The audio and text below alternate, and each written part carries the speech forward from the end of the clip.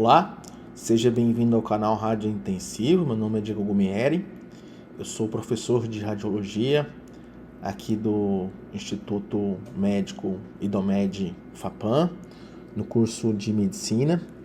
E o objetivo dessa apresentação é discutir um caso clínico adaptado ao OSCE, o OSCE, que é uma das etapas de avaliação nos cursos de graduação em medicina. Então, o que é o OSCE? O OSCE é um exame clínico objetivo estruturado que consiste em um método que avalia as competências clínicas de estudantes e profissionais da área de saúde nesse cenário na graduação em medicina. O OSCE é uma ferramenta prática que simula cenários de atendimento médico, onde os candidatos são avaliados em todas as etapas de um atendimento.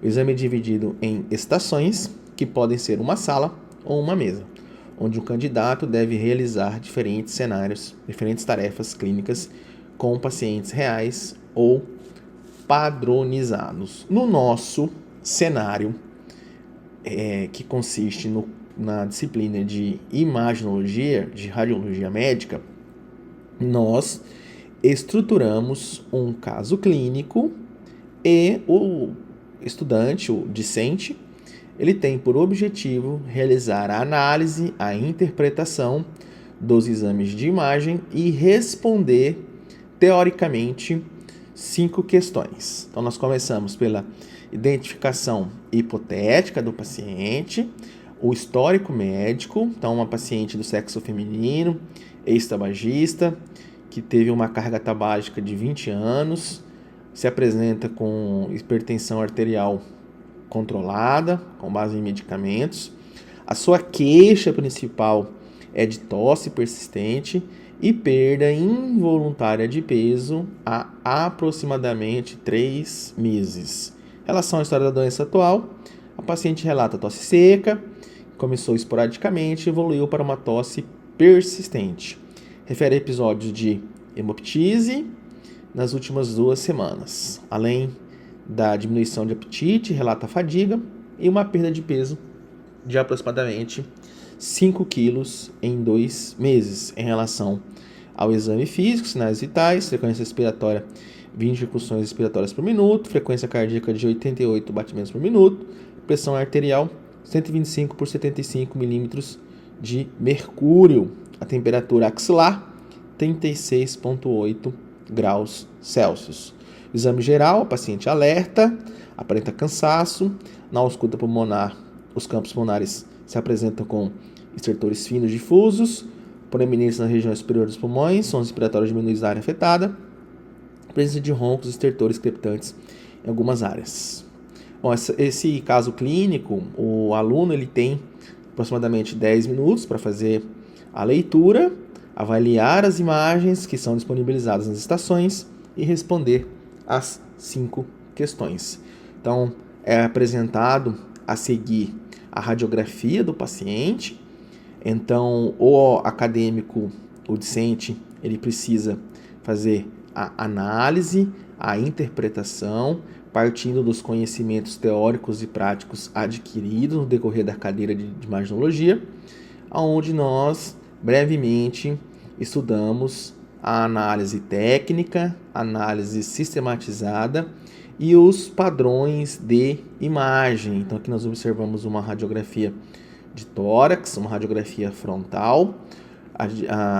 Existe toda uma sistematização para avaliação, começando pelo ar, que são as vias aéreas, os pulmões, principalmente na radiografia frontal, zonas apical, superior, média, inferior, direita e esquerda.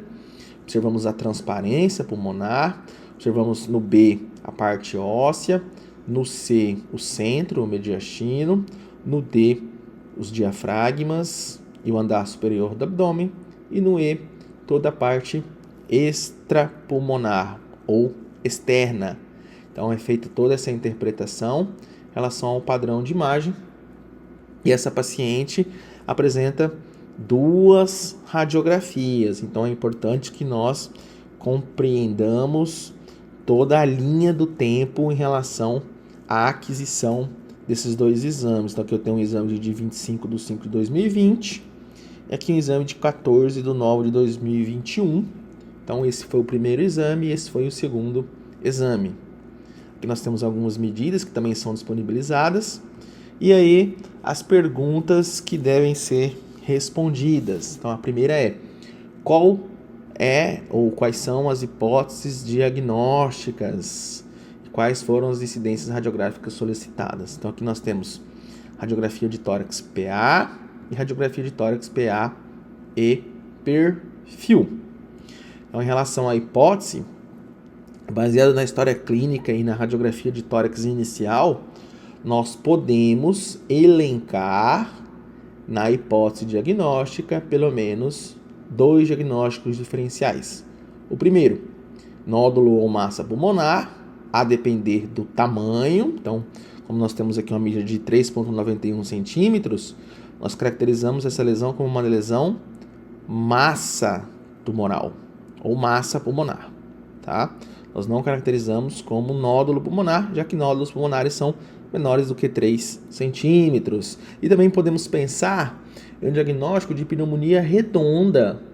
Entretanto, esse diagnóstico diferencial com pneumonia redonda, ele não é a principal hipótese, visto que, diante da clínica, nós temos um paciente com temperatura axilar abaixo de 37 graus. Então, também não temos, em relação à ausculta pulmonar, cenário ou sinais de infecção pulmonar, associado também à perda de peso involuntária.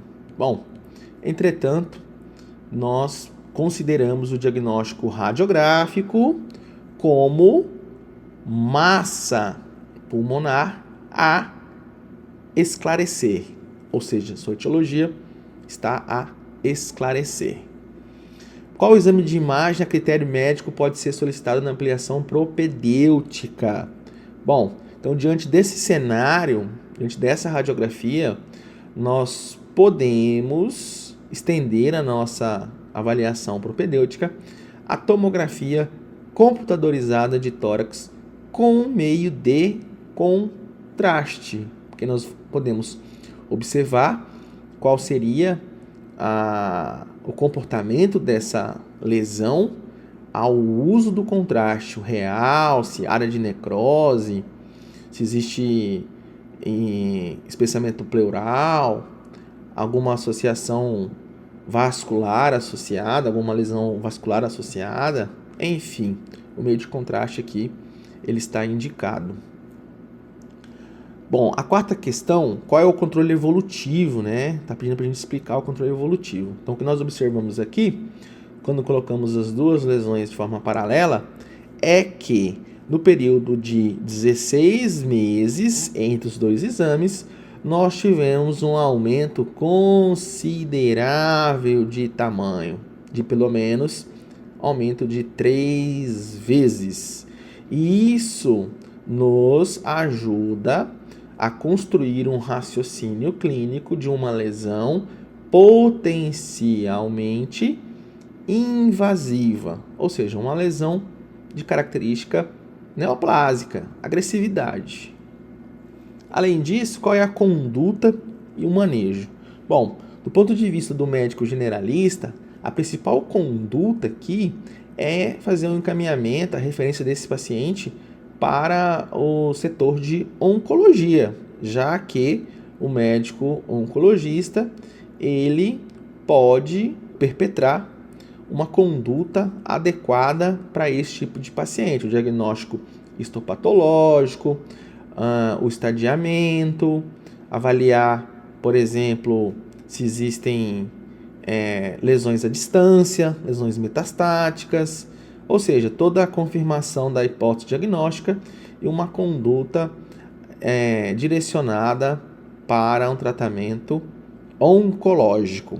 Bom, espero que vocês tenham gostado do vídeo, considere-se fazer parte do canal, deixe o seu comentário, o seu joinha é importante e encaminhe esse vídeo para algum dos seus colegas.